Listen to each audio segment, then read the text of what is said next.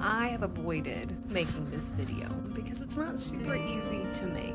One of the things we talked about me sharing was the idea of having faith in promises given. It's really easy to cheer God on and to praise Him and to testify when you see the end of the story. You take a big sigh of relief and you sit back, relax.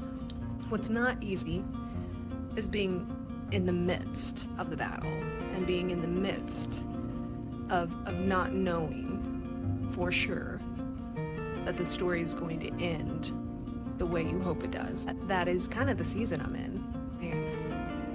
I had a derailment come my way unexpectedly out of the blue, and it opened the door for doubt and confusion and hurt and pain, which led to wrestling and led to healing and uncovering things and places I didn't know existed in my life that needed to be taken care of. It opened the door for me to be able to do business that needed to be done. And I feel that it wasn't by accident that I found myself in that season and continue to find myself in that season. But to be honest, we're going on 18 months of this, and it's not great for it to not, I want it to take a week or a month or, 3 months. But when it's, you celebrate that year anniversary of reflection and renewing, and you come up with a word of the year and you're like, God's gonna give me a new season, and instead He gives you 2020 on top of it and just kind of adds fuel to the flame. I say all this to say, maybe you haven't realized the end of your story, and maybe I haven't realized the end of my story, but I'm believing that God is in my life and working. And those things He's whispered to me, I wonder how we're going to get there from here.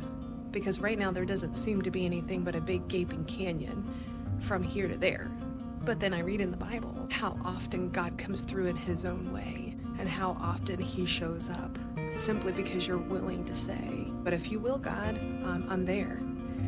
And I think after our discussion tonight and reading a book that I'm in the midst of, talking about being stuck, one of the things we talked about was how Rebecca had gumption to be a helper to God. And she knew she had heard from God, and we got to get cracking because my son, he has a calling on his life, and each of her sons has a position to play.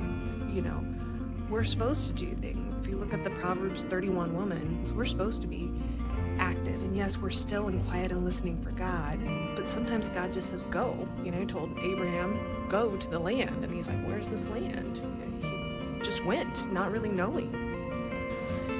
And they wandered the desert for 40 years with Moses. How did they not find it? Obviously God, but that's a lot of faith to keep going after 40 years. I have to wonder. And just how many other people had their midst of the battles too.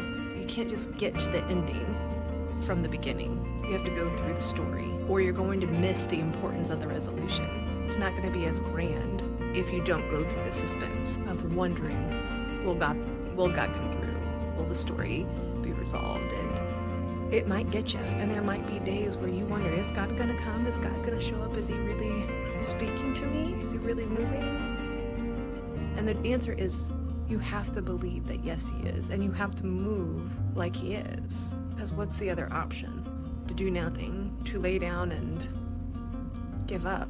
And I don't know about you, but at least for myself, that's not an option. My legacy will be one who fights till the end, who never gives up when it comes to my relationship with God. Doubts and all, hardship and all, desert season, dryness, pain, these are all things we all go through. I'm no exception. And my blessed life is my righteousness. And to walk through the fire with God by my side, that's a fight worth fighting. And I will do it because I believe my God is faithful to complete a work that He begins.